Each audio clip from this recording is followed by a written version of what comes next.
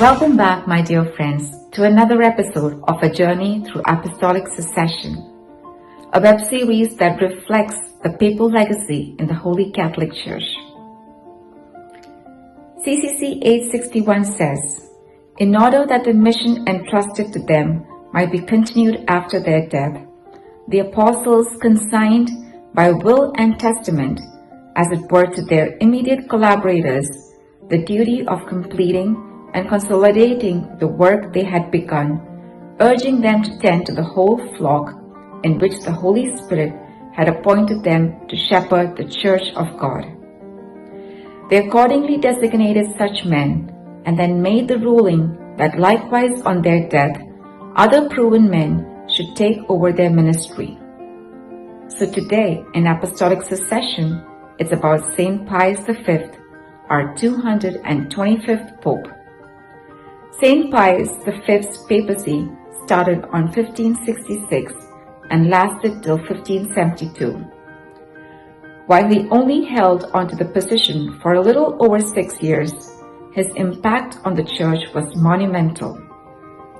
Let's hear some facts about Pope Saint Pius V. He was born as Antonio Ghislieri in Bosco, Italy on January 17, 1504.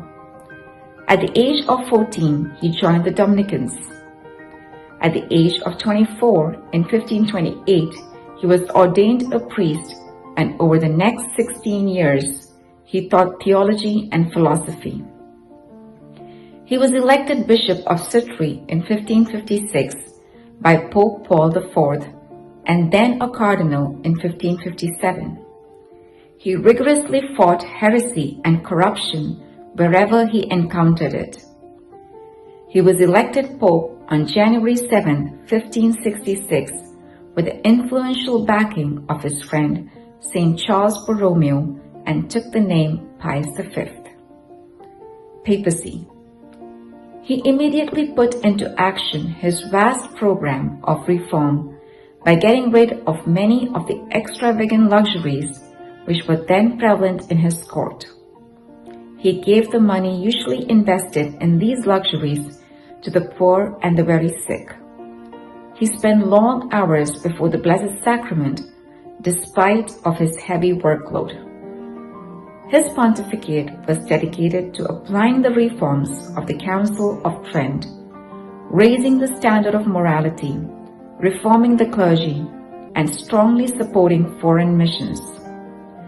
The Catechism of the Council of Trent was completed during his reign, and he revised the Roman Breviary and Missal, which remained in use until the reforms of Vatican II. His most famous success of his papacy was a miraculous victory of the Christian fleet in the Battle of Lepanto on October 7, 1571. The island of Malta was attacked by the Turkish fleet, and so Pope Pius sent out a fleet to meet the enemy, requesting that each man on board pray the rosary and receive communion. He also called on all of Europe to recite the rosary, and ordered a 40-hour devotion in Rome. The Turkish navy was defeated miraculously, demolishing the entire fleet. Pope Pius attributed the victory to the intercession of Our Lady, Queen of the Most Holy Rosary, and declared October 7th as the feast of Our Lady of the Rosary.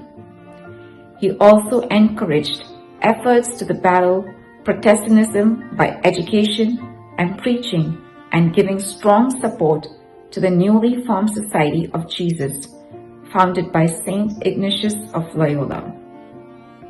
He supported Catholics who were oppressed and intimidated by Protestant princes, especially in Germany. His papacy ended with his death on May 1, 1572.